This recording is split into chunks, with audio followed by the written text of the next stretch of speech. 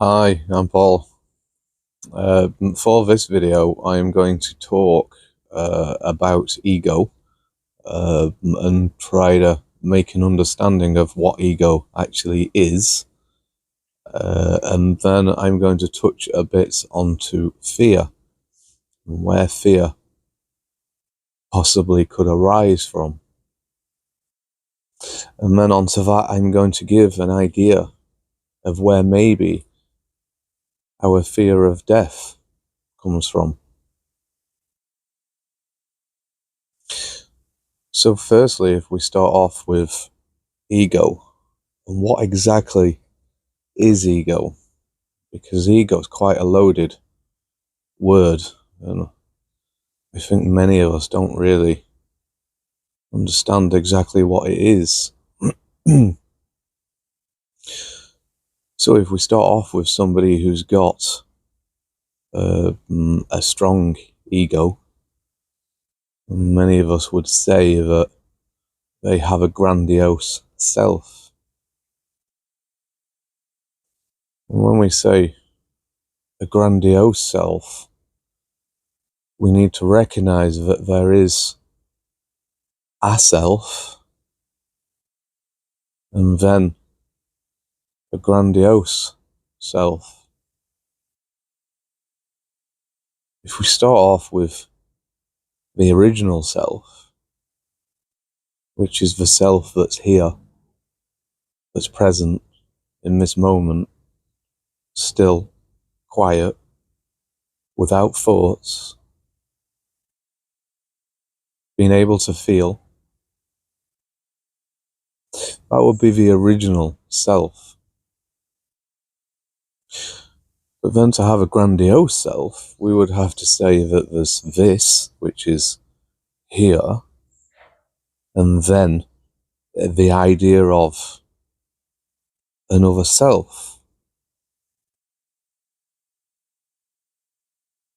So when we say an idea of another self, could this not be the same as saying, I've left here and attached to another self? So I've attached to an idea of a self and detached from here. If we look at the story of Narcissus, and the story of that is Narcissus looked into the water and fell in love with his reflection of himself. Perhaps here we could change the word love and replace it with attachment. So Narcissus became attached to his reflection, therefore detached from his true self. So what is the ingredients to this idea of a self? Is it not just thought? Is it not a belief which is come out of thoughts and ideas of a self? If we say that this idea of a self is only constructed by thoughts, then the idea of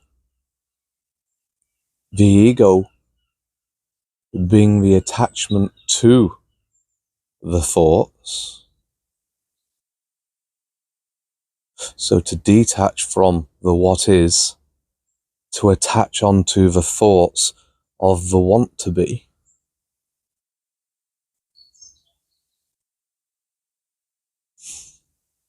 So we can say here that the ego is quite simply the attachment to thoughts.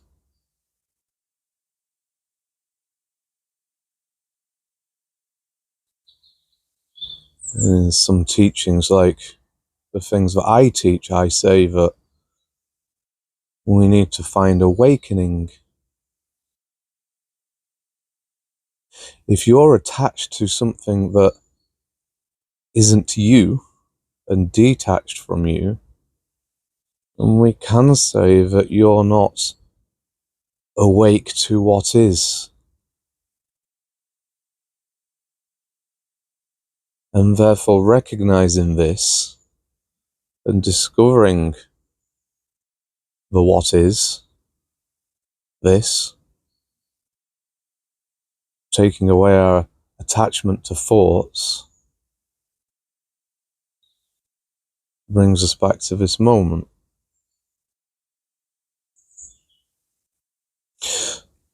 So like I say with the attachment to thoughts,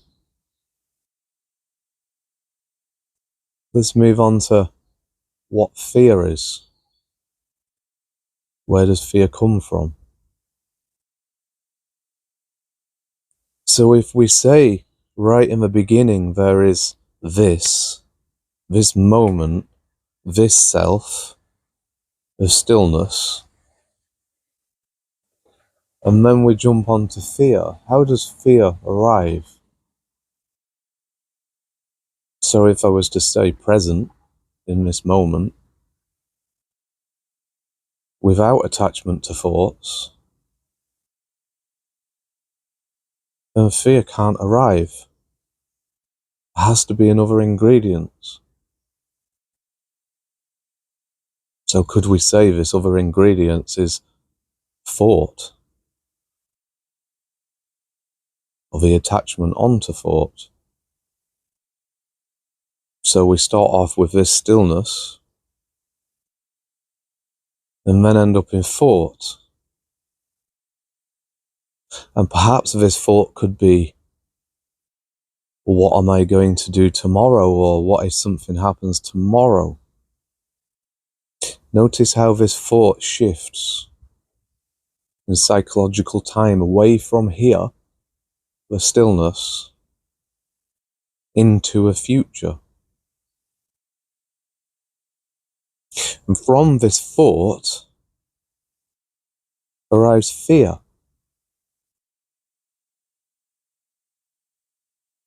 So we have this moment, this present moment, this self.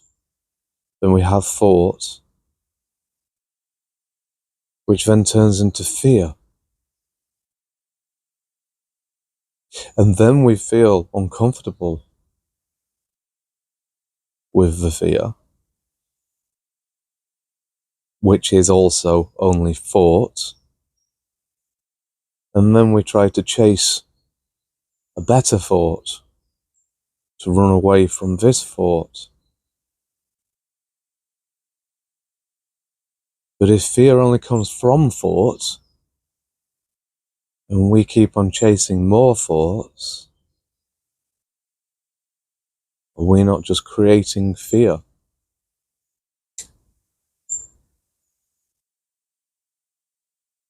So fear only comes from the attachment to thought.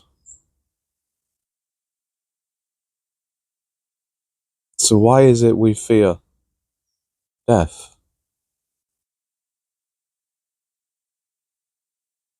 Have you ever looked at that? Have you ever looked at death? Or is it just that you fear the thought of death? So you fear having a bad thought. Perhaps that keeps you away from the real idea.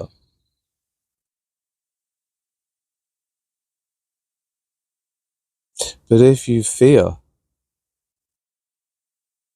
the thought of death, then we must keep running away from that thought and create a new thought all the time, taking us into this cycle of the idea of a false self, taking us away from the present moment in silence.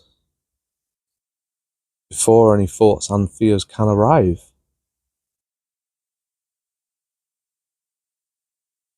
Anyway, thanks very much for listening.